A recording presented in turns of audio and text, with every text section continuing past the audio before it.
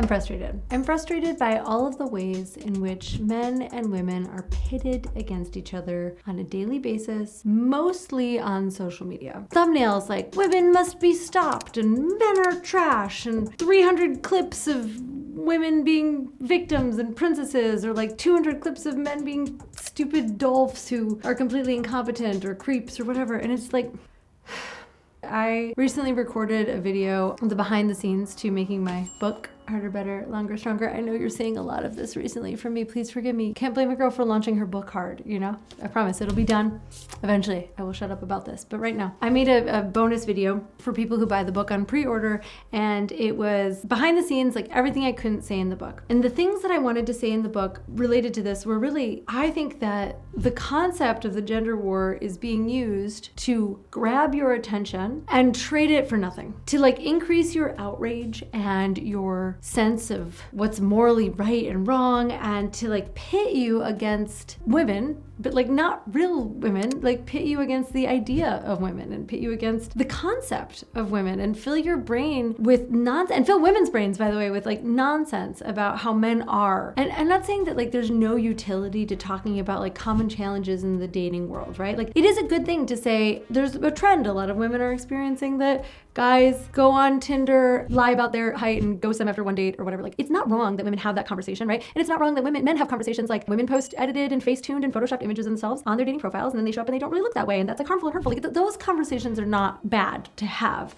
What I'm talking about is like when we paint with a really broad brush and we say like all men are like this and all women are like that. All men are trash. They're emotionally incompetent. They just want to use women for our emotional labor. And then we say like all women are entitled princesses. They all think that they're queens. They want crowns. They want all their bills paid, and they want foot massages every day, and like they don't deserve any of it. They're not that great or whatever. Like, I follow creators like this, so I know that there's plenty of content like that on the internet, and it's hard to have a nuanced conversation about anything. It's hard to say dating, sex, relationships, intimacy is complicated. Maybe where you are in income, what your race or ethnicity is, what your geography is, where you live. Is it urban? Is it rural? Is it in North America? Is it somewhere else in the world? Like, all of these things impact how you're going to experience gender. But to say that we are at war with one another, who says that we are at war, and who accepts that? Who among us is willing to say, I buy into this. I will pick up my sword and my shield and I will go to war. It's just disheartening. It's only a war if you say it is. It's only a war if you're willing to fight in it. It's not a real war. It is in the sense that like there are consequences, in the sense that there are broken hearts and divorces and split families and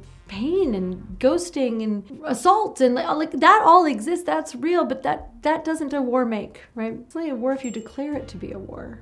And I see guys like passport bros saying women in America are trash and fat and entitled. And I see women saying men just lack the emotional intelligence to be worthwhile and they'd rather just be alone. And I'm not negating anyone's perspective here, but all those perspectives are valid. Those people are coming from like real hurt places. They're speaking what is their truth. But if we stop there, where does that leave us as a whole, as a society? Women can't continue to expand and advance at the expense of men. We have to raise men up with us. And it doesn't mean giving up what we've gotten in the past, 30, 50, 100 years in terms of the advances of women. But we do need to like be conscious of the ways in which men need to be up-leveled and loved and upheld too. And I think any time that you find yourself in an us versus them mentality, you have to ask yourself, who's going to really benefit from this? Because it's not you. It's not men. It's not the women that you're with. It's not your family. It's not your children. It's not your parents. It's not anyone that you love who's going to benefit from this. It's probably the content creator that you're watching. Their videos are monetized. They get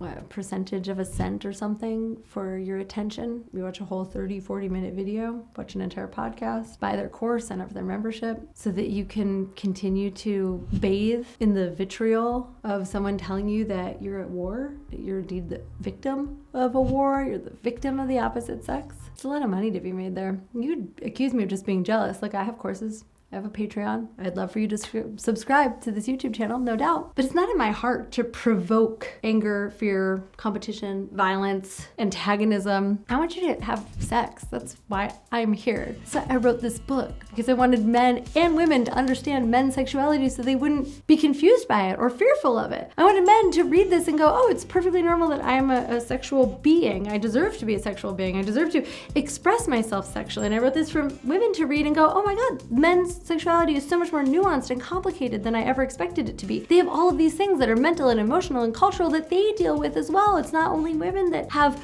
complicated relationships to sexuality because of the families that they grew up in or experiences that they had in their early adulthood and adolescence. Like, men's sexuality matters. And until we get that, until we have a world of men that can accept themselves sexually as sexual beings, can express themselves safely, consensually, and powerfully as sexual beings. We can have women who celebrate them for it, who want that, who feel free to express themselves and to receive that masculine sexuality. Until we have that, I don't think we're gonna have all the other things that we want as a culture. And the reason I say that is that sex is so base to who we are. It's so deep in us. It's very much like part of our lizard self. It's almost like our health. Until we have our health, our vitality, our sexuality, our sexual expression, and our access to pleasure and our access to feeling loved, accepted, etc., then like, how can we go on to build the world in which the concept of a gender war is so foreign to us that we couldn't even imagine it? I want a world in which men and women see each other as friends, colleagues, compatriots, siblings, or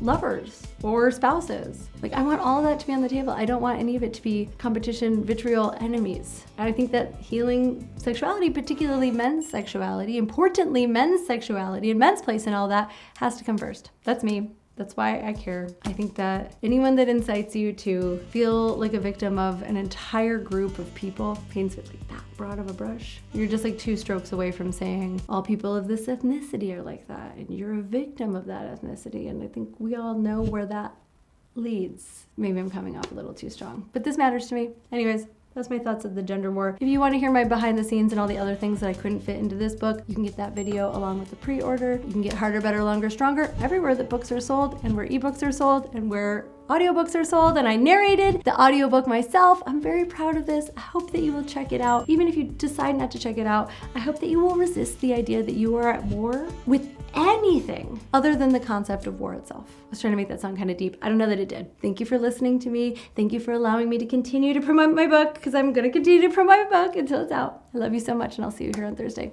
Bye.